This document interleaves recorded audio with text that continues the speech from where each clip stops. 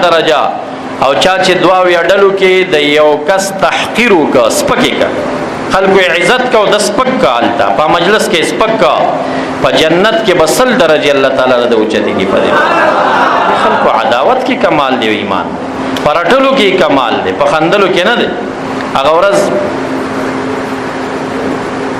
ما درې دیش تفاسیرو کې دا مسله ولیدا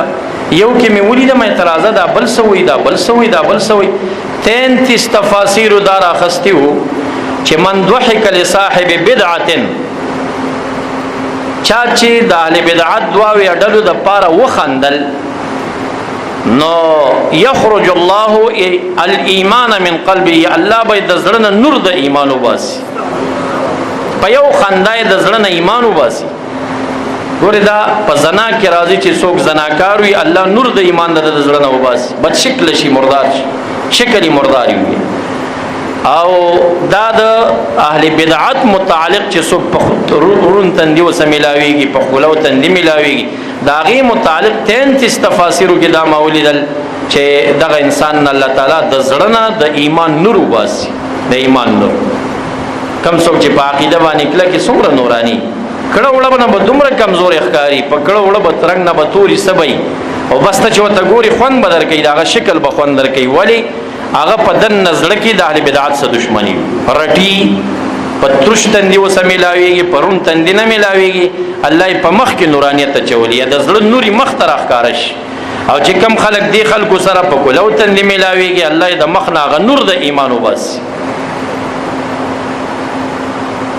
ومن لقيه بالبشر او بما يسره فقد استخف بما انزل الله على محمد صلى الله عليه وسلم رسول الله مبارک فرمایي چې څوک د دې دوا ویډلو سره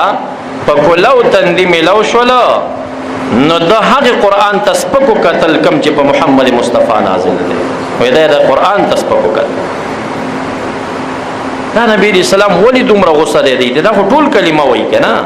ټول منځونه کوي ټول حجونه کوي دا ولی دومره غصه دی ورته دی ته پته چې د دې امت بخکندي دی ډالو کړي کفار دومره نه کړي څومره چې دی ډالو کړي کدا منافقین دا غي په معیت کې نه وي دغه ډلې نه وي د مسلمانانو ټوټه کړي نه وي نن بنا امریکایان دل تراتل شو نه بلن مثال کې تاسو وګورئ 15 کال وړاندې روسیا رااله په افغانستان کې وابي نو پنځپيري نو مودودي نو بل نو دا مرداري نه وي شیغان تبصوري ذلیل پراته نو دوسه خاص په وخله د یو مولا په فتوا د یو پیر سه په فتوا ټول را پاسېدل په شریک دغه مقابله وشو څلورو کالو کې روسیا وتخته ډېر لس کال د امریکایانو شوی دي انقلاب روان دی امریکایان د افغانستان نه تختی د دې اختلاف او تفرقه اعلان جوړ کړی دې تفرقه دا فساد جوړ کړی او دا تفرقه د دې خلکو د لاسه جوړه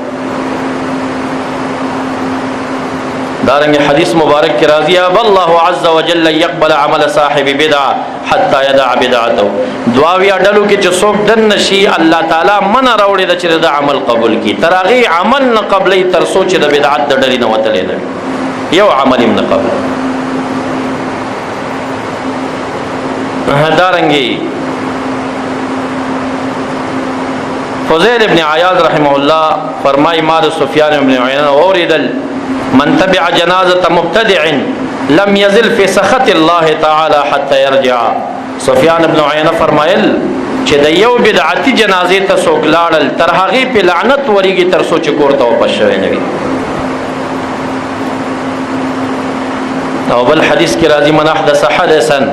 چا چې عقیدوي بدعت پیدا کړل او محدثا یې په کلی کور کې بدعتي تزه ورکړ چا په شیعه وهابي باندې په کلی کې زې خرڅ ک کرایه باندې کور ورته ورکا او محدثا بدعتي ته زې ورکا هغه دی علاقه کې د خپل مردار عقیده خورول شروع کړل زید ورکا فعليه لعنه الله والملائکه والناس اجمعين فدغه انسان چې دی شیعه وهابي بدعتي ته کور ورکړي یې په خرڅ کړي یې کرایه ورکړي فدغه الله لعنت دی د فرشتوم لعنت دی د ټولو مسلمانانو په لعنت زې بنور کې ځکه دنه کینسر جوړي دا په علاقه کې شر او فساد ګوري زه خیر خدای نه ولاړی ولا يقبل الله منه صرف والعدل او دغه انسان چې اهل بدعت ته کور ور کړي یا پکرايه په خرڅ کړي دی وې دغه انسان نفلی او فرض عبادت الله نه قبلې بس دا مردود یعنی بصرف الفریضه وبالعدل النافله. شیخ عبدالقادر جیلانی رحمه الله ترجمه کوي چې مراد د صرف نه فرضي عبادت دی او مراد د عدل نه هغه نفلي عبادت دی.